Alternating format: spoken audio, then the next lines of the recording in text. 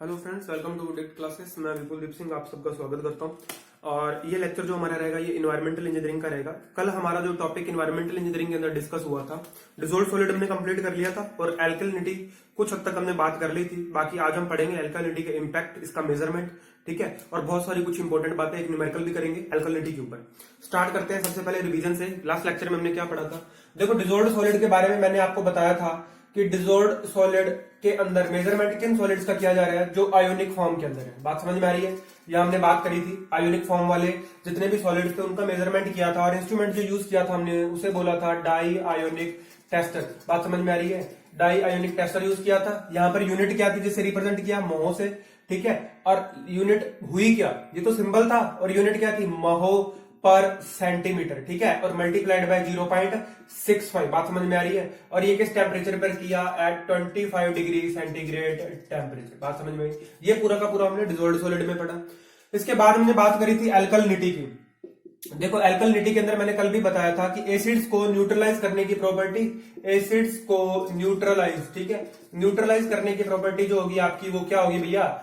Alkalinity होगी। एक definition और बताई थी मैंने बोला था कि H प्लस आयंस है ना, या फिर मैं यूं कहूं कि हाइड्रोनियम आयंस, ठीक है, हाइड्रोनियम आयंस जो है उनको न्यूट्रलाइज करने की प्रॉपर्टी, या आप यूं कह सकते हो कि क्वांटिटी ऑफ द आयंस, है ना, क्या कह सकते हो? Quantity of ions which neutralize the hydronium ion. ये सारी बातें क्या है? डेफिनेशंस के अंदर है एल्कलिनिटी के, ठीक है। अलग अलग वर्ड्स के अंदर आपको डेफिनेशन लिखी हुई मिलेगी, लेकिन सबका कॉन्सेप्ट क्या है? एक ही है। सब में बात क्या कही गई है? यही बात कही गई है कि एसिड को न्यूट्रलाइज करने की प्रॉपर्टी क्या होती है? एल्कलिनिटी होती है। फिर हमने सोर्स पढ़े थे यहाँ पे एल्कलिनिटी के कैसे कैसे आती है। हमने प्राइम पोल्यूटेंट ऑफ लेक की बात करी थी, जो मैंने आपको बताया था क्या होता है? फास्फोरस होता है, जिसे एज ए न्यूट्रिएंट कौन यूज करता है? अलगई यूज करता है। अलगई कार्बन को भी अपने as a source of energy रखता है। इसलिए अलगई ने क्या किया था? कल आपने वीडियो में देखा होगा कि उसने बाइकार्बोनेट के अंदर जो यहाँ पर कार्बन है इसे सोर्स ऑफ एनर्जी की फॉर्म के अंदर यूज किया, और इसे यूज कर लेने के बाद में क्या किया? OH नेगेटिव को सीक्रेट किया, जिससे पानी का जो पीएच था वो कहां पर चला गया? 8.3 पर चला गया। बात समझ में आ रही है? और एल्कलिनिटी क्या हो गई? इंक्रीज हो गई। बात समझ में आई क्या? कैसे कैसे क्या क्या हुआ? ये इंक्रीज हो गया था, ठीक है। मेजर और माइनर सोर्सेस की बात करी थी, सॉरी सोर्स नहीं, मेजर और माइनर हमने कंस्टिट्यूएंट्स की बात करी थी। अगर मैं मेजर कंस्टिट्यूएंट्स की बात करूं तो यहां पर आपने बाइकार्बोनेट को देखा, कार्बोनेट को देखा, और क्या बोला कि भैया इनमें OH नेगेटिव, ये कास्टिक, ये कार्बोनेट और ये बाइकार्बोनेट एल्कलिनिटी, इन तीनों की वजह से क्या होती है? एल्कलिनिटी कॉज होती है, मेजर सोर्स ऑफ एल्कलिनिटी। और हमने ये भी बोला कि सभी प्रैक्टिकल पर्पसेस के लिए जितने भी माइनर कंस्टिट्यूएंट्स हैं उनकी वजह से जो एल्कलिनिटी आ रही है उसे हम क्या कर देते हैं? नेग्लेक्ट कर देते हैं। यहां तक हम कल पढ़ चुके थे, ठीक है। अब आगे बढ़ेंगे, आगे बढ़ते हैं और आज बात करते हैं हम सबसे पहले इंपैक्ट ऑफ एल्कलिनिटी की, ठीक है। बाद में मेजरमेंट पढ़ेंगे, सबसे पहले इसके इंपैक्ट पढ़ते हैं कि एल्कलिनिटी का क्या क्या इंपैक्ट है। हम इसे ऐसे पढ़ क्यों रहे, इतना क्यों पढ़ रहे हैं, इसका रीजन क्या है, ठीक है। ये कारण जानने की कोशिश करते हैं कि एल्कलिनिटी इतनी प्रॉब्लम हमें देती क्यों है। आपने ना दो नाम सुने होंगे, है ना, एनवायरमेंटल इंजीनियरिंग जब आपने बीटेक के टाइम पे पढ़ा होगा उस समय पर आपने दो नाम सुने थे। एक तो सुना था इंक्रस्टेशन और दूसरा सुना था आपने कोरोजन। तो मैं दोनों के दोनों यहाँ एक साथ डिस्कस कर देता हूँ, ठीक है। इंपैक्ट के अंदर हम डिस्कस करते हैं। नेक्स्ट जो हमारा पॉइंट है वो है इम्पैक्ट ऑफ एल्कलिनिटी। एल्कलिनिटी के हमारे क्या क्या इंपैक्ट है? देखो, पहला इंपैक्ट मैं बताऊं आपको, एल्कलिनिटी की वजह से क्या होगा? बिटर टेस्ट आएगा, ठीक है। बिटर टेस्ट आता है आपको पानी के अंदर, पहली बात। दूसरी बात अगर मैं बात करूं, एल्कलिनिटी की वजह से क्या होता है? इनक्रस्टेशन होता है, इनक्रस्टेशन। बात समझ में आ रही है क्या? इनक्रस्टेशन होगा। इनक्रस्टेशन जो है, स्पेलिंग पे मत जाना, क्या होता है इसके बारे में समझो। देखो, इनक्रस्टेशन का मतलब है कि एक प्रिसिपिटेट जो बना है वो क्या होगा? जो पाइप से पानी क्या हो रहा है, आपका फ्लोर है, उस पाइप के यहां पर बॉटम में क्या होंगी? इंप्यूरिटीज या प्रिसिपिटेट जो है वो क्या होंगे? जमा होना शुरू हो जाएंगे। देखो, मैंने क्या बोला? एल्कलिनिटी जो होती है वो जिम्मेदार है, रिस्पॉन्सिबल है for the incrustation of pipes. Incrustation of pipe के लिए रिस्पॉन्सिबल है। होता क्या है? देखो, जो एल्कलिनिटी के अंदर आपने देखा ना, कार्बोनेट, बाइकार्बोनेट और हाइड्रोक्सिल आयन जो है ये क्या करते हैं? रिएक्ट करते हैं बाकी सभी आयंस के साथ। अब जैसे ये रिएक्ट करते हैं, रिएक्ट करके क्या करेंगे? यहाँ पर प्रिसिपिटेट बनाएंगे, और पानी के अंदर जो प्रिसिपिटेट बनेंगे वो पाइप के बॉटम में जमा होना शुरू हो जाएंगे। क्या ये अब जो पहले का डिस्चार्ज था क्या अब वो हो रहा होगा, क्या क्या डिस्चार्ज सेम होगा क्या?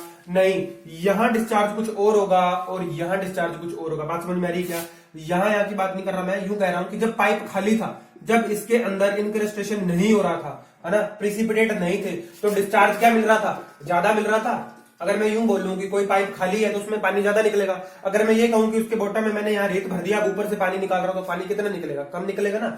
तो बात ऐसी है कि इंक्रेस्टेशन ऑफ पाइप की वजह से क्या होता है, इंक्रेस्टेशन ऑफ पाइप होने की वजह से आपकी discharge carrying capacity of pipe जो होती है वो क्या हो जाती है? डिक्रीज होती है। बात समझ में आ रहा है क्या? मैंने क्या बोला? मैंने ये बोला कि प्रेसिपिटेट अगर पाइप के बॉटम में क्या हो जाएंगे? जमा हो जाएंगे, इकट्ठे हो जाएंगे, तो डिस्चार्ज कैरिंग कैपेसिटी जो है आपकी क्या हो जाएगी? डिस्चार्ज कैरिंग कैपेसिटी आपकी लो हो जाएगी। ये बात याद रखेंगे, ठीक है? डिस्चार्ज कैरिंग कैपेसिटी क्या हो गई? लो हो गई। आगे बढ़ते हैं और बात करते हैं नेक्स्ट इंपैक्ट की। देखो नेक्स्ट इंपैक्ट में यहाँ पे जो बताने वाला हूं ना, वो थोड़ा सा ना रिलेटेड तो यहां से भी है, लेकिन हम पीछे भी उसको पढ़ चुके हैं। देखो एक क्या होता है, जो OH नेगेटिव आयंस है ना, ये क्या करते हैं? पानी की पीएच को बहुत बढ़ाता है। इसके आने का मतलब ये है कि पानी का पीएच कहां घूम रहा है? 8.3 के आसपास घूम रहा है। 8.3 से मैक्सिमम जा सकता है ये 10 तक जा रहा होगा। अब अगर इतना अल्कलाइन वाटर है, इतना ज्यादा पीएच वाला वाटर है, तो क्या आप इसे और किसी जगह पे यूज कर सकते हो जहां पे आपको बेसिक वाटर नहीं डालना? ये अल्कलिनिटी जो है वो क्या लीड कर रही है? इंक्रेस्टेशन लीड कर रही है, प्रिसिपिटेट बना रही है, सारे के सारे बिटर टेस्ट इंड्यूस कर रही है, और अलगी भी क्या हो रहा है इसके अंदर? बहुत ज्यादा है फॉर्म में। ठीक है, तो बात समझ में आ रही है क्या? ये फिर से उसी तरफ ही जाएगा कि बिटर टेस्ट इंड्यूस करता है, पानी की पीएच को इंक्रीज कर देता है और इंक्रेस्टेशन ऑफ 5% है। यहां पर एक पॉइंट और डिस्कस करते हैं। देखो अगर पानी कैसा है? एसिडिक है ना? अगर पानी की पीएच जो है वो कैसी है? एसिडिक फॉर्म के अंदर। एसिड भैया 2 की तरफ है ना, पीछे की तरफ जा रहा है, 7 से 2 की तरफ नीचे नीचे चला जा रहा है, एसिडिक के अंदर जा रहा है। तो क्या होता है? मेटल्स का कोरोजन होता है। बात समझ में आ रही है क्या? क्या होगा? कोरोजन होगा। मैं ये कह सकता हूं कि अगर रो वाटर सैंपल जो आप क्या कर रहे हो, पाइप से लेके जा रहे हो डिस्ट्रीब्यूशन नेटवर्क के अंदर, घरों तक, कंज्यूमर तक आप पहुंचा रहे हो, सप्लाई कर रहे हो, अगर वो वाटर सैंपल एसिडिक है तो पाइप का क्या होगा? कोरोजन होगा। अगर वो वाटर सैंपल कैसा है? अल्कलाइन नेचर का है, तो क्या होगा? इंक्रेस्टेशन ऑफ पाइप्स होगा। तो हम क्या चाहते हैं? हम चाहते हैं एक स्पेसिफिक पीएच के अंदर वाटर को रखना। क्यों? एसिडिक हुआ तो पाइप का मेटल हो जाएगा, वहां पे क्या हो जाएगी? कोरोजन हो जाएगा, रस्टिंग होना शुरू हो जाएगी। और अगर वो अल्कलाइन नेचर का, तो यहां पर क्या होगा? प्रिसिपिटेट जमा होने शुरू हो जाएंगे। ठीक है, ये सारे के सारे आपके इंपैक्ट थे। ठीक है, 2-3 रिएक्शंस हैं जिनसे आप समझ सकते हो कि प्रिसिपिटेट किस फॉर्म के अंदर यहां पर जमा होगा। वो रिएक्शंस थोड़ी मैं लिख देता हूं, क्या पता पूछ ले कोई। पता नहीं आजकल किस हिसाब का क्वेश्चन पूछा जा रहा है बोर्ड के अंदर, कोई मालूम ही नहीं है भैया, कोई नहीं जज कर सकता। जब एक्सट्रीम पे होता है ना पेपर, एक्सट्रीम लेवल पे बनाया जाता है, तो फिर सभी का गैस फेल हो जाता है। जो सभी बोलते हैं ना ये आएगा, सभी का फेल हो जाता है। देखो कुछ केमिकल रिएक्शंस है, मैं लिख देता हूँ, बहुत इजी है, वैसे आप पहले पढ़ भी चुके हो। ठीक है, ये कैल्शियम प्लस कार्बोनेट का आप रिएक्ट करवाओगे तो क्या बनेगा? कैल्शियम कार्बोनेट बनेगा। ये भी प्रिसिपिटेट की फॉर्म के अंदर जमा होगा। अगर मैं बात करूं मैग्नीशियम की, इसकी OH के साथ अगर रिएक्ट होगा तो ये क्या होगा? MgOH whole twice. ठीक है, अब यहां पर ना ये रिएक्शन बैलेंस नहीं है, थोड़ी सी है ना, तो ये मैं आपको एक आइडिया दे रहा हूं। बैलेंस नहीं है क्या? MgOH और OH होल ट्वाइस, तो यहां पर क्या आना चाहिए? वाटर भी आएगा यहाँ पे बीच में। ठीक है, हो सकता है ये प्रिसिपिटेट की फॉर्म में बन रहा है, क्योंकि वाटर तो ऑलरेडी वहां पर है। हम प्रिसिपिटेट की बात कर रहे हैं कि इस फॉर्म की प्रिसिपिटेट के अंदर जो है वो क्या होगा? जमा होगा वहां पर। देखो ऐसे क्या होगा? Fe जो प्लस प्लस है, ये अगर आपका OH के साथ रिएक्ट कर लेगा तो क्या होगा? FeOH होल ट्वाइस बनेगा। ठीक है, ये सारे के सारे क्या है भैया? प्रिसिपिटेट है क्या? अगर मैं बात करूं एल्युमिनियम की, तो क्या एल्युमिनियम भी प्रिसिपिटेट बनाएगा? बिल्कुल जी, एल्युमिनियम भी आपका प्रिसिपिटेट बनाएगा। ये सारे प्रिसिपिटेट आप पढ़ चुके हो। ठीक है, अगर आपने कभी सॉफ्टनिंग ऑफ वाटर पढ़ा ना, ठीक है, या हार्डनेस में आपने कभी थोड़ी बहुत स्टडी करी है, तो आपको ये प्रिसिपिटेट मिले होंगे। Aluminium hydroxide, FeOH whole twice, MgOH whole twice और CaCO3, ये सारे प्रिसिपिटेट है जो इंक्रस्टेशन ऑफ पाइप्स के लिए रिस्पॉन्सिबल है। ठीक है, ये बात समझ में आती है क्या? अब अपने आगे बढ़ते हैं और बात करते हैं मेजरमेंट ऑफ एल्कलिनिटी। देखो मेजरमेंट करते हैं एल्कलिनिटी का कैसे होगा।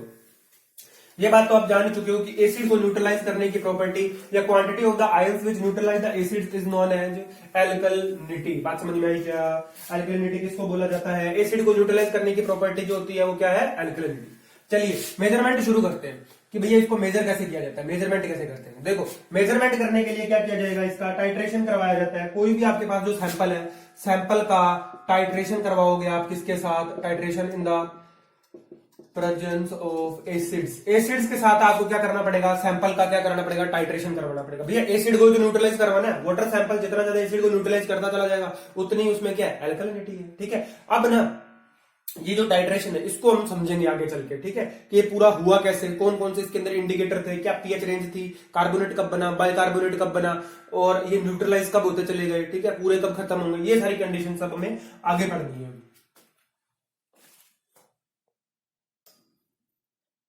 यहां पर कुछ फॉर्मूले हमें काम में लेने पड़ते हैं जब हम मेजरमेंट करके इसकी क्वांटिटी निकालना चाहते हैं। देखो फॉर्मूला क्या, सबसे पहला फॉर्मूला आपका नंबर ऑफ मोल्स का आपको बहुत काम देने वाला आगे, इसे याद करेंगे। नंबर ऑफ मोल्स क्या होता है भैया, नंबर ऑफ मोल्स होते हैं गिवन वेट ऑफ सैंपल या कंपाउंड, मैं कह दूं given weight of compound upon, देखो यहाँ क्या आएगा, मोलिक्यूलर वेट। बात समझ में आ रही है क्या, कितना आएगा, मोलिक्यूलर वेट। देखो given weight of sample upon क्या आएगा, मोलिकुलर वेट। ये आपको क्या बता रहा है, नंबर ऑफ मोल्स का बता रहा है। अब ये फॉर्मूला आया कहां से, कैसे ड्राइव हुआ, ये बताने का टाइम अगर हमारा एग्जाम 21 तारीख को नहीं होता तो मैं आपको बताता। ठीक है, नेक्स्ट फॉर्मूला क्या है, इक्विवेलेंट वेट का है। ये आपको एज इट इज याद करने पड़ेंगे। देखो नंबर ऑफ मोल्स क्या तात्पर्य है, मोल्स के बारे में आप जानते होगे, अवागाद्रो संख्या आप जानते होगे। भैया कार्बन के 1/12 में भाग के, याद आ रहा है, कुछ याद आ रहा है, हमने क्या लिए थे, नंबर ऑफ मोल्स निकालने के लिए परिकल्पना ली थी, अजम्पशंस था कि कार्बन के 1/12 भाग से कोई एलिमेंट जो है कितना भारी है। ये आप वहां पर पढ़ के आए होगे 11th 12th की केमिस्ट्री के अंदर, है ना। अभी ये मैं ये सब नहीं बता रहा यहाँ पर, ठीक है। इसका कारण यही है कि एग्जाम बिल्कुल पास में है, फिर भी जितना हो पाया यहाँ पे अपने बेसिक भी डिस्कस करेंगे। इक्विवेलेंट वेट देखो क्या होता है, इक्विवेलेंट वेट होता है आपका मोलिकुलर वेट अपॉन वैलेंसी, या मैं यूं कह दूं आजकल इसे बोला जा रहा है valency factor. Molecular weight upon valency factor, equivalent weight is equal to molecular weight upon आपका क्या होता है, वैलेंसी फैक्टर। और थर्ड फॉर्मूला जो आपके काम में आएगा वो आएगा number of gram equivalent. Number of gram equivalent देखो क्या होता है, ये होता है given weight of compound divide by molecular weight. ठीक है, 3 फॉर्मूले हैं, तीनों आपको याद होने चाहिए, तभी आप इसका सवाल कर सकते हो।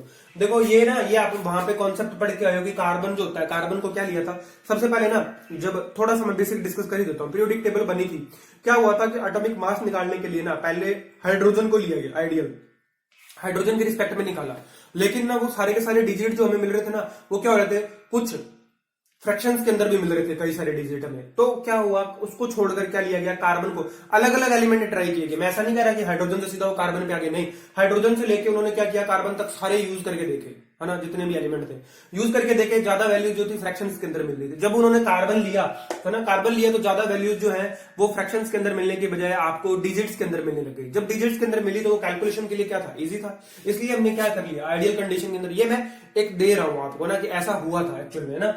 तो यहां पर क्या हुआ, कार्बन के 1/12 भाग से कोई भी मोलिकुलर जो है आपका कितना गुना भारी है, वो हमने क्या किया था, मोलिकुलर वेट के अंदर लिया था। फिर नंबर ऑफ मोल्स निकाले थे, अवागाद्रो संख्या आपको याद आई होगी। देखो ये जो है नंबर ऑफ मोल्स, अगर इनको ग्राम के अंदर रिप्रेजेंट किया जाता है, इसके लिए पूरी कैलकुलेशन है। बात समझ में आ रही है क्या, वो मैं आपको एक क्वेश्चन करवाता हूं, ठीक है। वैसे एल्कलिनिटी के क्वेश्चन में इसकी जरूरत पड़ती नहीं है। नंबर ऑफ मोल्स और नंबर ऑफ ग्राम इक्विवेलेंट जो है ना, एल्कलिनिटी में इसकी ज्यादा जरूरत पड़ती है, नंबर ऑफ मोल्स की जरूरत नहीं पड़ती।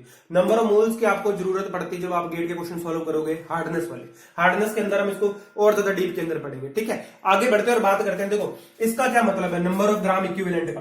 देखो मैंने ये बोला कि Ca++ प्लस CO3 ये दोनों ने मिलकर क्या बना दिया, कैल्शियम कार्बोनेट बना दिया, है ना। तो यहां पर मैंने बोला कि ये 1 मोल किसका था, कैल्शियम का, और 1 मोल किसका था, कार्बोनेट का। दोनों के 1 मोल मिलकर क्या बना देते हैं, 1 मोल कैल्शियम कार्बोनेट। बात समझ में आ रही है क्या।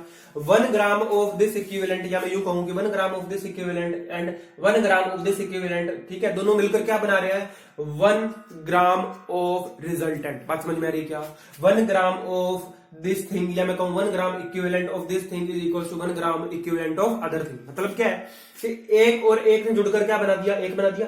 दोनों ये थे, 1 मोल इसका था, 1 मोल इसका था, इन दोनों के 1 मोल ने मिलकर क्या बना दिया, कंप्लीट कैल्शियम कार्बोनेट का 1 मोल बना दिया। इसका मतलब कि ग्राम इक्विवेलेंट के अंदर आप भी जो चीज कैलकुलेट करोगे सेम यही कॉन्सेप्ट वहां लगेगा कि 1 gram of this equivalent is equal to 1 gram of equivalent of other thing. बात समझ में आ रही है कि भैया किसी चीज को बनाने के लिए 1 मोल इसका चाहिए था, 1 मोल उसका चाहिए था। अरे सिंपल सी रिएक्शन आप लोगों ने पढ़ी होगी ना, वोलेटिक सेल के अंदर आपका रासायनिक सेल, केमिकल सेल भी पढ़े, NaCl नेगेटिव, इन दोनों को मिलकर क्या बन जाता था, NaCl बनता था कि नहीं बनता था भैया, एक मोल इसका और एक इसका बन गया था भैया। कंप्लीट इसको बनाने के लिए हमें एक इसका और एक इसकी जरूरत है, बात समझ में आ रही है, सोडियम और कैल्शियम की, तब बनता क्या है, एक मोल सोडियम क्लोराइड बनता है।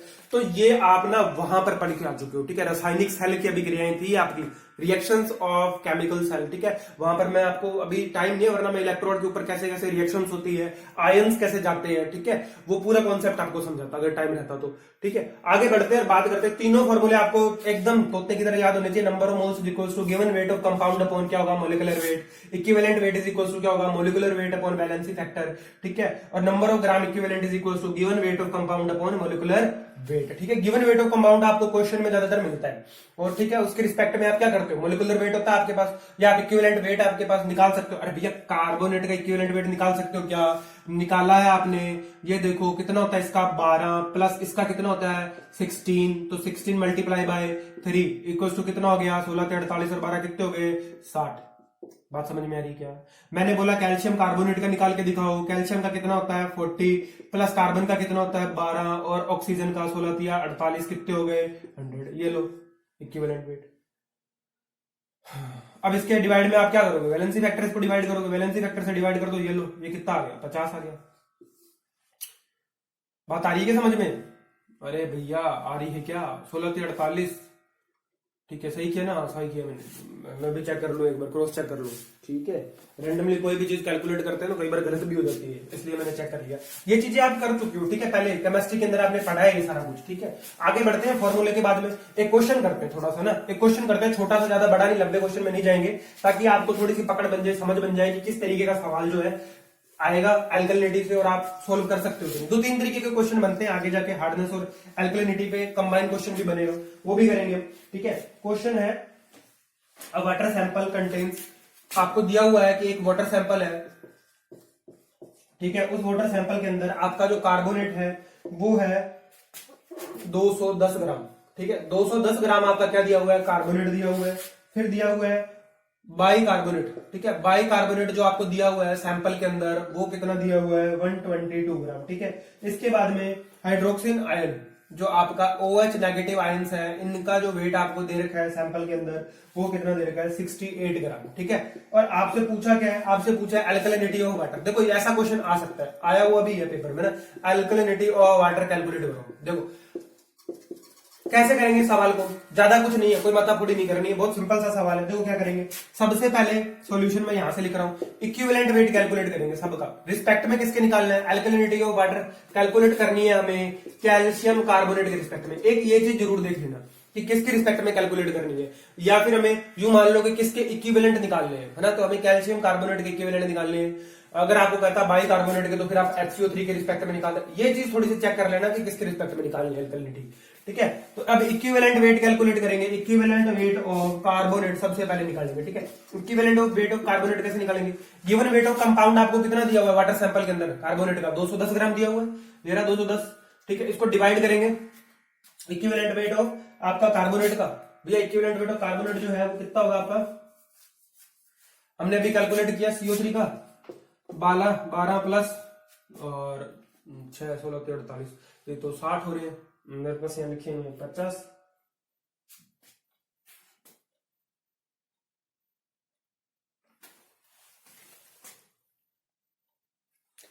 चलिए जो भी लिखा है हम हमारे कॉन्सेप्ट से चलेंगे। देखो कार्बन का कितना 12 अभी हमने कैलकुलेट किया था, O का कितना होता है भैया 16 मल्टीप्लाई बाय 3, ठीक है, कितना आ गया ये आ गया 60। अब आप जानते हो कि इक्विवेलेंट वेट ऑफ कार्बोनेट निकाल रहे हैं, ये तो है गिवन वेट ऑफ कंपाउंड।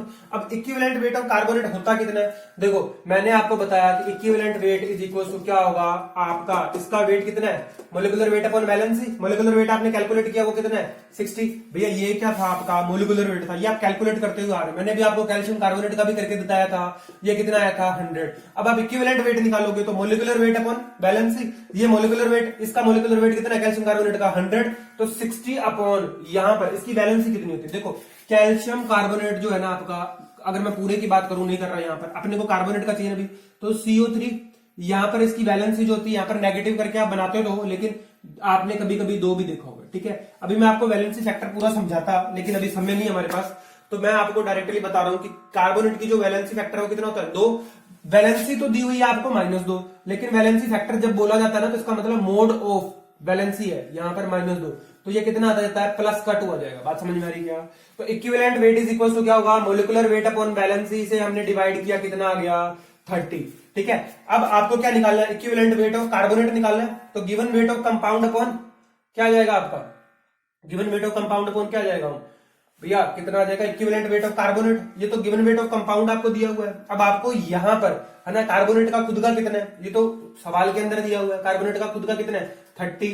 तो कार्बन इसके कार्बोनेट के कितने इक्विवेलेंट हो गए भैया, कार्बोनेट के हो गए 7। बात समझ में आ रही है? ऐसे ही आगे आपको कैलकुलेट करने हैं। नेक्स्ट आप किसके करोगे, बाई कार्बोनेट के कर दोगे। देखो इजी है, कुछ नहीं है, बाई कार्बोनेट के कैलकुलेट करने हैं। तो गिवन वेट, गिवन जो सैंपल है उसके अंदर वेट कितना दिया हुआ है बाई कार्बोनेट का, 122 दिया हुआ है। अब सेम वही करेंगे, मोलिकुलर वेट सबसे पहले निकालेंगे बाई कार्बोनेट का। भैया बाई कार्बोनेट ये लिखा हुआ है, इसका मोलिकुलर वेट हाइड्रोजन का कितना 1 प्लस कार्बन के कितने 12 और यहां आ जाएगा प्लस ऑक्सीजन के कितने होंगे भैया 16 एटॉमिक नंबर, 3 से मल्टीप्लाई किया, इसको 16 दिया 48, 48 और 12 60 हो रहेगी, कितने हो गए 61, ये हो गए 61। देखो मोलिकुलर वेट कितना आ गया बाई कार्बोनेट का 61 आ गया। अब देखो HCO3 जो है ना ये नेगेटिव, ये आप लिखते हो, इसकी वैलेंसी कितनी होती है बताओ भैया, वैलेंसी कितनी होती है जब इस फॉर्मेट में होता है तो इसकी वैलेंसी कितनी ली जाती है 1 ली जाती है। ठीक है, बाइकार्बोनेट की। अब बाइकार्बोनेट की वैलेंसी 1 लिया आपने, वैलेंसी फैक्टर जो है माइनस होगा तो क्या होगा, वैलेंसी फैक्टर मैंने आपको बता दिया हमेशा मॉडुलस के अंदर होता है। तो यहाँ कितना रखोगे आप, यहाँ पे रखोगे आप equivalent weight molecular weight upon valency. अब ये कितना है 61। समझ में आया ना HCO3 का कैसे कैलकुलेट किया भैया, 1 इसका 12 इसके और 48 इसके आगे। बात समझ में, तीनों को सम किया कितना आ गया 61। ये होता है molecular weight upon valency equivalent weight. Valency कितनी है इसकी, या मैं बात करूं वैलेंसी रख लो या वैलेंसी फैक्टर रख लो, माइनस का चक्कर नहीं पड़ता अगर वैलेंसी फैक्टर रखते हैं तो आप। ठीक है, ये कितने आ रहे हैं, ये आ रहे हैं 61। इस 61 को यहां रखा तो यहां से कितने आ गए 2। आगे बढ़ते हैं, कार्बोनेट कैलकुलेट किया, बाई कार्बोनेट कैलकुलेट किया। नेक्स्ट आपका OH नेगेटिव सेम ऐसे कैलकुलेट करोगे। सैंपल के अंदर कितना वेट दिया हुआ है इसका, ठीक है 68 दिया हुआ है, ये रख दिया जी। अब इसका इक्विवेलेंट वेट सीधा सा समझ में आ रहा है, हाइड्रोक्साइड का कैसे होगा, देखो 16 इसके और 1 इसका कितने हो गए 17। अब equivalent weight of hydroxyl ion कैसे होगा, मोलिकुलर वेट आपने कैलकुलेट किया कितना है 17, वैलेंसी कितनी है 1, ये आ गया 17, ये रख दिया 17। अब इसे काट दिया, ये कितने आ गए 4। बात समझ में आई? हमने सबके सब क्या किए, इक्विवेलेंट कैलकुलेट किए। सबसे पहले कार्बोनेट के इक्विवेलेंट कैलकुलेट किए, गिवन वाटर सैंपल के रिस्पेक्ट में 7 आया। फिर बाई कार्बोनेट के किए 2 आ गए, और फिर हाइड्रोक्सिल आयन के किए तो कितने आ गए भैया 4 आ गए। इन तीनों का क्यों निकाला, क्योंकि क्वेश्चन के अंदर हमें इन तीनों का ही हमें क्या दिया हुआ है, कंपाउंड दिए हुए हैं कि कंपाउंड का वेट जो है हमें इन तीनों का ही दिया हुआ है। ठीक है, 210, 122 और 68 दिया हुआ है, कार्बोनेट बाई कार्बोनेट और हाइड्रोक्सिल आयन के। अब देखो हमें निकालना है इसे कैल्शियम कार्बोनेट के रिस्पेक्ट में। ठीक है, तो ले चलता हूं मैं आपको अब कैल्शियम कार्बोनेट की तरफ।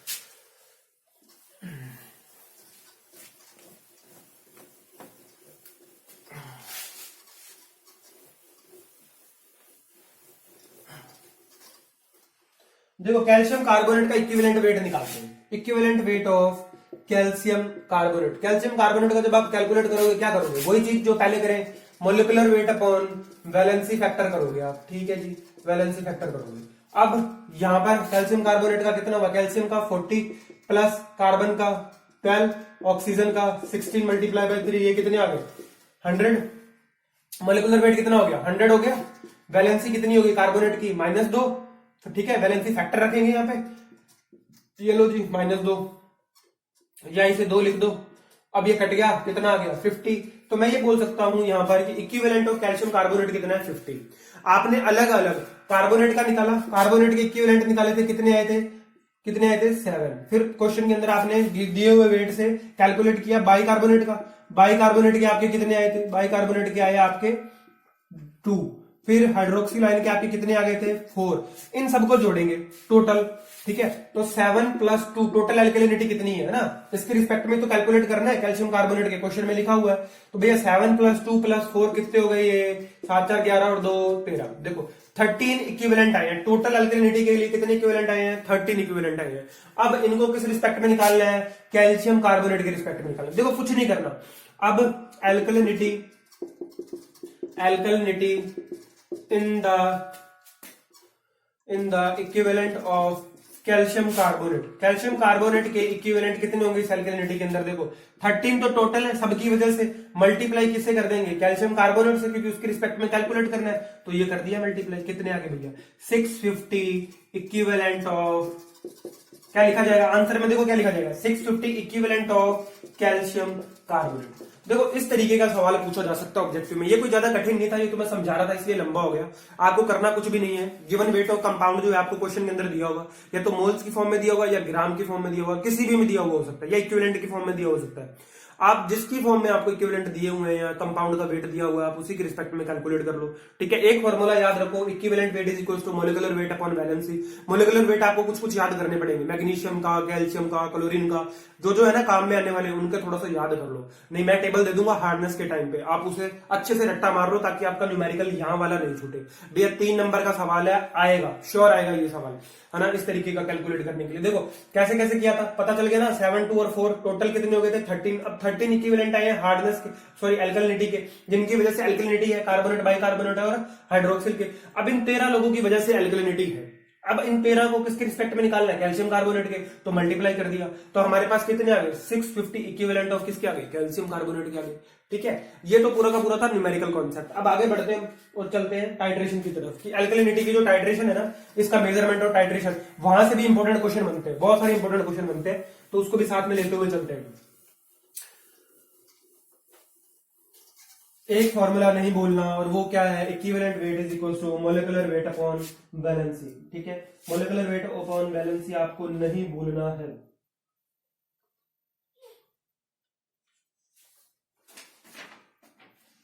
हाँ जी, नोट के अंदर आपको एक पॉइंट मिलेगा, और ये पॉइंट क्या है? ये दिया हुआ है कि आप टाइट्रेशन करते टाइम 0.2 नॉर्मेलिटी का क्या करते हो? H2SO4 सॉल्यूशन यूज करते हो। ठीक है, अब 0.2 नॉर्मेलिटी का H2SO4 टाइट्रेट करेगा किसको? अगर मैं बोलूं 1 ml of this acid corresponds to, किसके करस्पॉन्ड चाहिए होगा भैया? 1 मिलीग्राम एल्कलिनिटी के लिए, 1 मिलीग्राम एल्कलिनिटी के लिए, तो इसकी क्वांटिटी कितनी होगी? बात आ रही है समझ में? इक्विवेलेंट की फॉर्म में मैंने बोला कि 0.2 नॉर्मेलिटी का H2SO4 आपको रिक्वायर्ड है, कितना? 1 ml। किसको न्यूट्रलाइज करने के लिए? एसिड को न्यूट्रलाइज करने के लिए। तो कितनी आपके पास एल्कलिनिटी जनरेट हो रही है भैया? 1 मिलीग्राम की। तो अब इसके इक्विवेलेंट कितने होंगे? ये थोड़ा सा ना पूछा जा सकता है डायरेक्टली, इसलिए मैं बता रहा हूं आपको। ये कितने होंगे? ये होंगे भैया, यहां पर कितना 0.2 नॉर्मेलिटी वाला है ना, तो इसको रख दिया 2 इंटू 10⁻⁻⁵। ये मैं ग्राम में लेके गया हूं उसको। ठीक है, बात समझ में आ रही है कि मैं इसको ग्राम में लेके गया हूं 0.2 नॉर्मेलिटी वाले को। अब इसको क्या बोल सकते हैं? इसके इतने ग्राम इक्विवेलेंट जो है वो कैल्शियम कार्बोनेट की, अगर मैं बात करूं, फिर से मैं बोल रहा हूं, यहां पर हम निकाल किसके रिस्पेक्ट में रहे? Calcium carbonate. ऐसे ही आपको बाइकार्बोनेट भी कह सकता है, OH नेगेटिव भी कह सकता है, इन तीनों में से किसी के रिस्पेक्ट में भी कह सकता है। तो 2 इंटू 10⁻⁵ ग्राम इक्विवेलेंट किसके भैया? ये H2SO4 वाले सोल्यूशन के कितने के बराबर होंगे? कितने के मतलब कैल्शियम कार्बोनेट के कितने वेट के या कितने इक्विवेलेंट के बराबर होंगे? देखो कितने होंगे, तो 1/50। ठीक है, 50 क्या है उसका जानते हो ना? 50 अभी हम पढ़ के आए हैं भैया, इक्विवेलेंट वेट मल्टीप्लाई बाय क्या आ जाएगा? मल्टीप्लाई आ जाएगा 2 इंटू 10⁻⁵ इक्विवेलेंट। ठीक है, इसको मल्टीप्लाई मत लिखो, यहाँ पे ये लिख लो कि ये वाले जो है ना आपका कैल्शियम कार्बोनेट, ये कितने इक्विवेलेंट ऑफ एसिड के बराबर है? ये है 2 इंटू 10⁻⁵ इक्विवेलेंट। कुल मिला के बात ये मैं आपको समझाना क्या चाहता हूं? मैं आपको समझाना चाहता हूं भैया कि अगर आपके पास 1 मिलीग्राम एल्कलिनिटी है ना, 1 मिलीग्राम एल्कलिनिटी है, और वो किसकी फॉर्म के अंदर है? वो कैल्शियम कार्बोनेट की फॉर्म के अंदर है, तो आपको जो 0.2 नॉर्मेलिटी का H2SO4 चाहिए, हाँ जी सही है, 0.2 नॉर्मेलिटी का जो H2SO4 चाहिए वो कितना है? 1 ml। तो भैया इसका कितना इक्विवेलेंट होगा? अब बात कर रहे हैं इक्विवेलेंट की फॉर्म में बात कर रहे हैं। ये तो मैंने बोल दिया 1 ग्राम एल्कलिनिटी ऑफ कैल्शियम कार्बोनेट के लिए आपको कितना चाहिए? 0.2 नॉर्मेलिटी का H2SO4 चाहिए, 0.1 ml। मतलब अगर मैं यूं कह दूं कि 1 ml H2SO4 एसिड को न्यूट्रलाइज करने के लिए 1 मिलीग्राम एल्कलिनिटी किसकी चाहिए?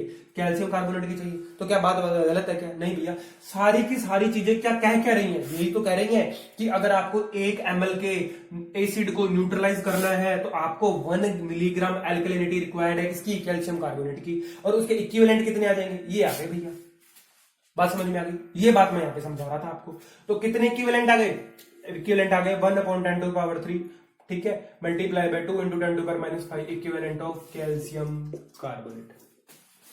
समझ गए आप? ये थोड़ी सी आपको जानकारी याद रखनी है, ठीक है। अब अपने टाइट्रेशन की तरफ ले चलता हूं मैं आपको कि वहां पर क्या क्या हो रहा है।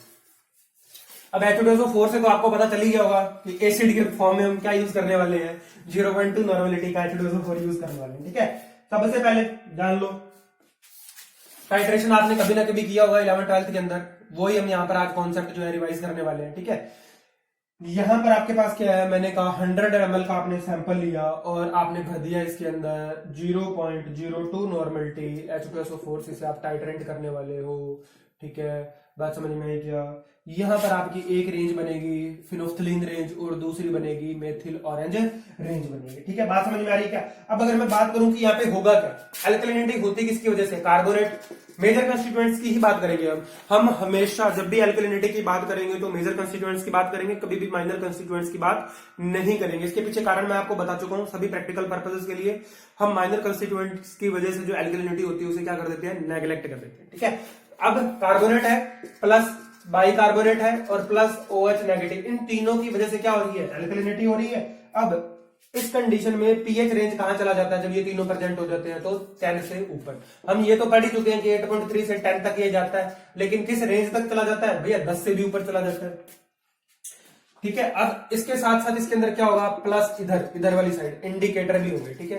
बात समझ में आ रहा है। और इंडिकेटर कौन कौन से होंगे, एक तो होगा फिनोफ्थलीन और दूसरा कौन सा होगा, मेथिल ऑरेंज। दो इंडिकेटर इसके अंदर यूज किए जा रहे हैं भैया। अल्कलिनिटी के टाइट्रेशन के अंदर आपसे पूछ सकता है वो कि फिनोफ्थलीन की पीएच रेंज क्या होती है, और उस टाइम पे जब हम फिनोफ्थलीन यूज करते हैं तो कौन सी अल्कलिनिटी या मेजर कंस्टिट्यूएंट ऑफ अल्कलिनिटी कौन सा जो है न्यूट्रलाइज हो जाता है, कौन सा न्यूट्रलाइज होता है, ठीक है। फिनोफ्थलीन रेंज में पूछ सकता है, मेथिल ऑरेंज रेंज में आपसे पूछ सकता है कौन सा न्यूट्रलाइज होता है। मैं इसलिए इसको इतना डिटेल में पढ़ा रहा हूं क्योंकि ये इंपॉर्टेंट है, पूछा जाएगा ऐसा क्वेश्चन, ठीक है। सबसे पहला पॉइंट क्या उठता है, यहां से क्या क्या निष्कर्ष हम निकाल सकते हैं। देखो ये सैंपल जो आपने भर लिया ना, ये इसके अंदर ये चीजें हैं, ये सारी की सारी इसके अंदर प्रेजेंट है यहाँ पे, है ना, अल्कलिनिटी।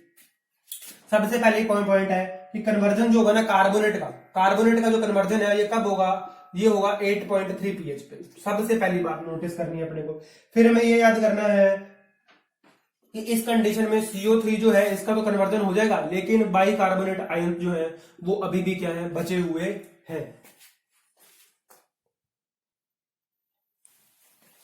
हाँ जी, फर्स्ट स्टेज जो है ना आपकी ये वाली जिसकी हम बात कर रहे हैं, यहाँ पर पहला पॉइंट मैंने आपको क्या निष्कर्ष में बताया, मैंने आपको कंक्लूजन के अंदर पहला पॉइंट ये बताया कि आपकी जो कार्बोनेट अल्कलिनिटी है ना, ओनली कार्बोनेट, बाइकार्बोनेट नहीं बोल रहा मैं, कार्बोनेट के अंदर क्या होंगे, वैसे तो ये दोनों ही आ रहे हैं, ये वाला कैल्शियम कार्बोनेट वाला भी जो कार्बोनेट है भैया, ये भी और ये भी दोनों में कार्बोनेट है ना, लेकिन मैं क्या ये कह सकता हूं कि मैं मान लेता हूं ये 50% है और 50% ये है, ठीक है। बात समझ में आ रही क्या।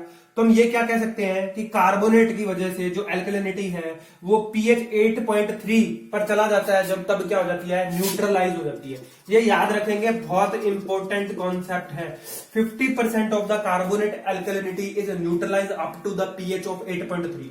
फिर से मैं बोल रहा हूं statement, 50% of the carbonate alkalinity will be neutralize of 8.3, आपको याद करना है, ठीक है। मान लिया 50% अल्कलिनिटी जो थी कार्बोनेट वाली ये न्यूट्रलाइज हो गई pH 8.3 पर, लेकिन HCO3 नहीं, HCO3 नेगेटिव जो है आपका ये वाला बाइकार्बोनेट अल्कलिनिटी को क्या अभी भी एसिड रिक्वायर्ड है, क्या इसको अभी भी एसिड चाहिए न्यूट्रलाइज होने के लिए, बिल्कुल इसको अभी भी और एसिड चाहिए होगा न्यूट्रलाइज होने के लिए, क्योंकि बाइकार्बोनेट बाकी है। अब नेक्स्ट पॉइंट क्या निकलता है, देखो नेक्स्ट पॉइंट ये निकलता है कि आपका जो OH नेगेटिव है ना, कास्टिक अल्कलिनिटी जो है, कास्टिक अल्कलिनिटी इसको बोलूंगा मैं, कास्टिक अल्कलिनिटी, ये आपकी न्यूट्रलाइज हो जाती है जब pH रेंज कहां तक पहुंचती है, 8.3 तक। 8.3 pH तक दो लोग जो है ना आपके न्यूट्रलाइज हो गए, एक तो कौन, कार्बोनेट, और दूसरा कौन, कास्टिक अल्कलिनिटी आपकी OH नेगेटिव। OH मैंने बोला हाइड्रोक्सिल आयन या आपकी जो कास्टिक अल्कलिनिटी है वो, और कार्बोनेट अल्कलिनिटी 50% आपकी सेटिस्फाइड हो जाती है up to the pH range of 8.3। लेकिन बाइकार्बोनेट अभी भी बचे हुए हैं क्या, हाँ, इन्होंने कहा हम तो न्यूट्रलाइज हो गए, लेकिन एक हमारा दोस्त बाइकार्बोनेट बैठा है जो अभी भी न्यूट्रलाइज नहीं हुआ। इस रेंज के अंदर हम एक इंडिकेटर यूज करेंगे, that indicator is called as phenolphthalein. भैया फिनोफ्थलीन बोलते हैं इसे, phenolphthalein is a basic indicator, ये याद रखेंगे, बेसिक इंडिकेटर है आपका कौन, फिनोफ्थलीन। इसकी वर्किंग पीएच रेंज कितनी होती है, वर्किंग पीएच रेंज कितना होगा, इसका होगा 8.3 टू 10.6, 8.3 से 10.6 वर्किंग पीएच रेंज है किसका, फिनोफ्थलीन का। मैं ऊपर लिख देता हूं 8.3 टू 10.6 वर्किंग रेंज ऑफ किसका? फिनोफ्थलीन का, बेसिक इंडिकेटर है। अब फिनोफ्थलीन जो है ना आपका, फिनोफ्थलीन ये वर्किंग रेंज के अंदर कैसा होता है भैया? पहले तो मैं बात करूं ओरिजिनल तो ना, ये फिनोफ्थलीन जो है आप देखोगे तो आपको कलरलेस होता है, ये इसका कोई कलर ही नहीं होता, कलरलेस होता है। लेकिन अपनी वर्किंग रेंज के अंदर इसका कलर जो है चेंज हो जाता है। वर्किंग रेंज में कलर क्या हो गया? कलर चेंज, कलर चेंज हुआ, कलर चेंज हो गया, कैसा हो गया? पिंक हो गया। ठीक है, बात समझ में आ रही क्या? हमने क्या क्या पॉइंट डिस्कस किए? सबसे पहले हमने डिस्कस किया कि आपकी जो कार्बोनेट एल्कलिनिटी है वो up to the pH range of 8.3 की हो जाती है, सेटिस्फाइड हो जाती है। लेकिन यहां पर हमने एक और कंक्लूजन निकाला कि बाई कार्बोनेट एल्कलिनिटी जो होती है वो पीएच रेंज 8.3 तक सेटिस्फाइड नहीं होता। तो हम ये कह सकते हैं 50% तो न्यूट्रलाइज हो गई कार्बोनेट वाली, लेकिन बाई कार्बोनेट बच गए। फिर मैंने ये बताया आपको कि जो हमारी कास्टिक एल्कलिनिटी है OH नेगेटिव आयंस वाली, ये सेटिस्फाइड हो जाती है 8.3 पीएच तक। तो अब पीछे बचा कौन? देखो, कार्बोनेट गया, हाइड्रोक्सिल आयन गए, दो मेजर कंस्टिट्यूएंट खत्म हो चुके हैं, लेकिन बाई कार्बोनेट अभी भी बाकी है। बाई कार्बोनेट जो है वो बाकी है, और वो कह रहा है कि मुझे अभी भी एसिड रिक्वायर्ड है न्यूट्रलाइज होने के लिए। क्योंकि एल्कलिनिटी क्या है? एल्कलिनिटी यही तो है, हम न्यूट्रलाइज करना ही तो चाह रहे हैं हर मेजर कंस्टिट्यूएंट्स को। तो अभी इसे और रिक्वायर्ड है। इसके लिए हमने क्या यूज किया? बेसिक इंडिकेटर यूज किया। That indicator is phenolphthalein. Phenolphthalein indicator use करेंगे जिसकी वर्किंग रेंज 8.3 से 10.6 होती है, और ये ओरिजिनल कैसा होता है? कलरलेस होता है, और अपनी वर्किंग रेंज के अंदर कलर चेंज करता चला जाता है। ठीक है, कैसा हो जाता है? पिंक कलर का हो जाता है। इतनी बात समझ में आई? ठीक है जी, उम्मीद करता हूं ये पूरा कॉन्सेप्ट आपको समझ में आया होगा। बहुत इंपॉर्टेंट क्वेश्चन है मेरे हिसाब से। यहां से अगर किसी को क्वेश्चन देने हो ना तो बहुत तरीके के क्वेश्चन बनाए जा सकते हैं, और श्योर है, मैं श्योर हूं कि यहां से क्वेश्चन जरूर बनेगा। अगर उसको वाटर की प्रॉपर्टीज में से क्वेश्चन बनाना है, केमिकल में से बनाना है, तो alkalinity is the best point, और हार्डनेस, दो चीजें सबसे इंपॉर्टेंट है, इनमें से दे सकता है। देखो आगे बढ़ते हैं, बात करते हैं। अब यहां पर जो वॉल्यूम ऑफ वाटर आप वॉल्यूम ऑफ सैंपल या एसिड वॉल्यूम है, वॉल्यूम ऑफ एसिड जो आपने यूज किया, दैट मैंने बोल दिया क्या है? पी एमएल बोल दिया मैंने। ठीक है, इतनी बात समझ में आती है क्या? ये तो आपकी पूरी हो गई स्टेज फर्स्ट। ठीक है, स्टेज फर्स्ट आपकी कंप्लीट हो गई। इतने में हमने क्या सेटिस्फाई करवा लिया? हमने कार्बोनेट को करवा दिया और OH नेगेटिव को करवा दिया, लेकिन HCO3 नेगेटिव अभी भी बाकी है भैया। बाई कार्बोनेट न्यूट्रलाइज होना अभी भी बाकी है। तो क्या मैं ये बोल सकता हूं कि बाई कार्बोनेट को न्यूट्रलाइज करने के लिए भी और आगे टाइट्रेशन करना पड़ेगा? बिल्कुल जी, हम जाएंगे अब एसिडिक की तरफ। किसकी तरफ जाएंगे? और एसिड लेने के लिए जाएंगे, और इसके अंदर जो होगा और एसिड से इसको न्यूट्रलाइज करवाएंगे। अब इस टाइम पे ना आप क्या इंडिकेटर यूज करोगे? अब एक सेकंड इंडिकेटर आप यूज करोगे। That indicator is Maithil orange. ठीक है, मिथाइल ऑरेंज भी बोलते हैं इसको, मैथिल ऑरेंज भी बोल लो, आप जो बोलना आपको बोल लो। ठीक है, मैथिल ऑरेंज। और इसकी पीएच रेंज होती है ना, वो होती है 2 से लेके 4.5 तक होती है। स्ट्रॉन्ग एसिडिक नेचर का है ये। ठीक है, देखो हमने क्या निकाला यहां पर? इंडिकेटर कौन सा यूज किया? मिथाइल ऑरेंज यूज किया। अब मैंने ये बोला कि मेरा जो बाई कार्बोनेट जो बाकी था, इसे और एसिड रिक्वायर्ड था। तो आप कहोगे सर चलो और एसिड मिलाते चले गए, पिपेट से हम और एंटर करवाते चले गए फ्लास्क के अंदर, और हिलाते रहे, टाइट्रेट करते रहे। अब कौन सी ऐसी पीएच रेंज होगी जहां पर बाई कार्बोनेट जो है आपका वो न्यूट्रलाइज हो जाएगा? देखो, जब आप इसके अंदर और एसिड एंटर करते चले जाओगे तो आपका जो ये पीएच रेंज है ना सेकंड स्टेज के अंदर भैया 4.5 पीएच जो है ना मेरा, ये न्यूट्रलाइज कर देगा किसको? बाई कार्बोनेट को। तो क्या आप ये कह सकते हो एट पीएच ऑफ 4.5, ठीक है, क्या कार्बोनेट, बाई कार्बोनेट और आपकी कास्टिक एल्कलिनिटी तीनों क्या कंप्लीट न्यूट्रलाइज हो गए क्या? बिल्कुल जी, इंपॉर्टेंट क्वेश्चन है, यहां से पूछा जा सकता है कि कंप्लीट कार्बोनेट, बाई कार्बोनेट और कास्टिक एल्कलिनिटी जो आपकी है किस पीएच रेंज पर ये पूरी की पूरी न्यूट्रलाइज हो जाती है? That pH range is 4.5। और उस टाइम पे इंडिकेटर कौन सा होता है? आपका मिथाइल ऑरेंज। और मिथाइल ऑरेंज जो है आपका ओरिजिनली किस कलर का होता है भैया? ओरिजिनली ये इसका कलर जो होता है ना ऑरेंज होता है, ओरिजिनली ऑरेंज कलर का दिखता है। वर्किंग रेंज के अंदर इसका कलर कैसा हो जाएगा?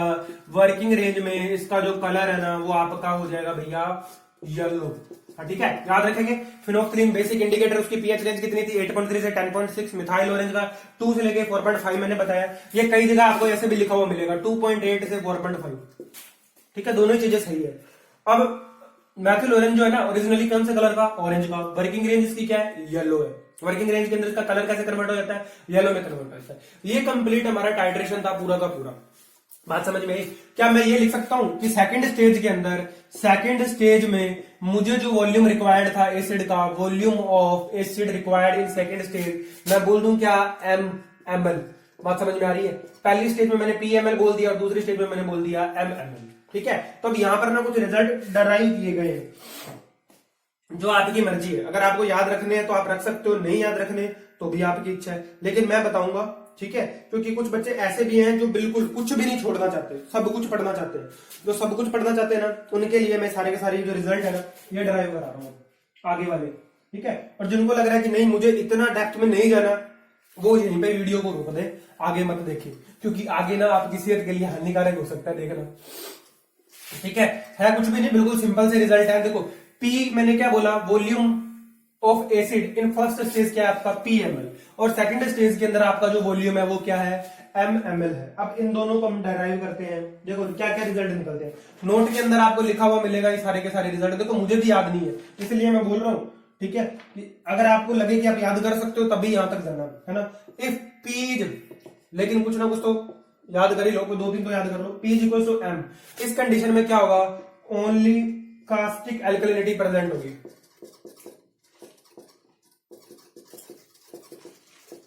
ठीक है। बात समझ में आ रही है क्या? अगर volume of P in first stage, volume of acid मैं बोल रहा हूं, volume of acid in first stage is equal to volume of acid in second stage, उस कंडीशन में क्या होगा, सिर्फ कास्टिक एल्कलिनिटी मतलब OH नेगेटिव की वजह से जो एल्कलिनिटी है सिर्फ वही क्या होगी आपकी प्रेजेंट होगी। अगर मैं बोलूं कि if P is equal to M/2 मतलब फर्स्ट स्टेज के अंदर जो आपने एसिड ऐड किया वो सेकंड स्टेज का क्या था, हाफ था, तो इस कंडीशन में क्या होगा, only carbonate alkalinity is present. ये बस कंक्लूजन है, अगर याद रख लो तो बहुत अच्छी बात है।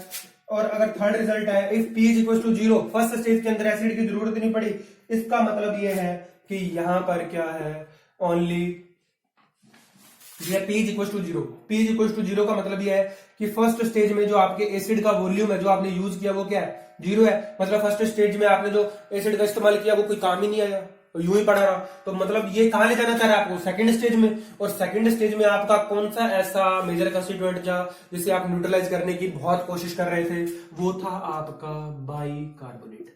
बात समझ में आई क्या? ये प्रेजेंट है इसलिए P इज इक्वल टू क्या हो गया, 0 हो गया। नेक्स्ट चलते हैं, next if P is greater than M/2, ठीक है। इस कंडीशन में क्या होगा, इस कंडीशन के अंदर देखो फर्स्ट स्टेज के अंदर जो आपने एसिड का वॉल्यूम यूज किया वो ज्यादा है, M/2 के हाफ से भी ज्यादा है। इसका मतलब यहां पर OH नेगेटिव एंड कार्बोनेट ये दोनों के दोनों क्या है, ज्यादा है आपके किससे, बाइकार्बोनेट से, ठीक है। ये रिजल्ट डराइव हुआ।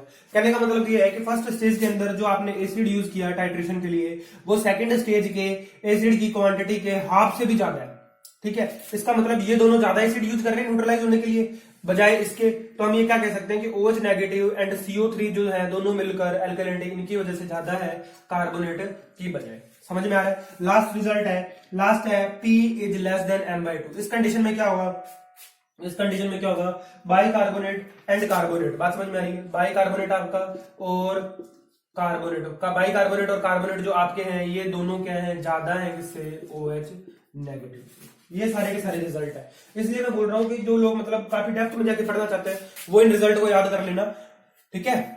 बाकी इतना इंपॉर्टेंट नहीं है, सिर्फ एक रिजल्ट ये याद रखो कि P is equal to M first stage और सेकंड स्टेज का जो एसिड है बराबर होता है, उस कंडीशन में कास्टिक एल्कलिनिटी प्रेजेंट होती है। फिर सेकंड हमने पढ़ा कि अगर पहली स्टेज के अंदर सेकंड का क्या है, हाफ ही हमने यूज कर लिया एसिड, तो क्या होगा, कार्बोनेट सिर्फ प्रेजेंट है। अगर पहली स्टेज के अंदर यूज किया हुआ पूरा का पूरा 0 के बराबर आ रहा है, इसका मतलब वहां पर एल्कलिनिटी है ही कौन सी, HCO3 है। मैंने ये नहीं बोला कि बाकी सारे एब्सेंट है, मैंने बोला कि ये ओनली यही प्रेजेंट है। अब P is greater than M/2, तो इस कंडीशन में क्या हो रहा है, OH नेगेटिव और CO3 नेगेटिव ये दोनों मिलकर किससे ज्यादा है, बाइकार्बोनेट से ज्यादा है। और अगर सेकंड स्टेज में एसिड ज्यादा रिक्वायर्ड है फर्स्ट स्टेज की बजाय, तो कार्बोनेट और बाइकार्बोनेट ज्यादा है किससे, कास्टिक एल्कलिनिटी से। ये सारे कंक्लूजन थे, यहां पर आपकी एल्कलिनिटी खत्म होती है मेरी तरफ से, ठीक है। मैं आपको बहुत बहुत धन्यवाद देना चाहता हूं कि आपने एल्कलिनिटी जो है, अगर आप यहां तक वीडियो देख लिया आपने, तो एल्कलिनिटी के अंदर ना आप इससे ज्यादा कुछ नहीं बचा। कोई सी भी किताब उठा के पढ़ लो, कोई से भी स्टैंडर्ड राइटर उठा के पढ़ लो, कोई सी भी कोचिंग की XYZ किसी की भी पढ़ लो, इससे ज्यादा एल्कलिनिटी में कुछ नहीं है जितना मैंने आपको बता दिया, ठीक है। फर्स्ट स्टेज के अंदर हमने जो इंडिकेटर यूज किया दैट इज फिनोल्फ्थलीन, वो बेसिक इंडिकेटर है। सेकंड स्टेज में जो हमने इंडिकेटर यूज किया दैट इज हमारा मेथिल ऑरेंज, ठीक है। वो कैसा होता है, पहले ऑरेंज कलर का होता है, वर्किंग रेंज के अंदर कैसा हो जाता है, पिंक हो जाता है। ऐसे ही फिनोल्फ्थलीन जो था आपका पहले कैसा होता है, कलरलेस, बाद में कैसा हो जाता है, बाद में कैसा हो जाता है, वो पिंक कलर का हो जाता है, ठीक है। ये पूरा का पूरा एल्कलिनिटी का कॉन्सेप्ट था। आगे नेक्स्ट वीडियो के अंदर आपको बाकी के जो केमिकल वाटर क्वालिटी पैरामीटर है वो हम डिस्कस करेंगे। मैं अपने शब्दों को यहीं विराम देता हूं। धन्यवाद।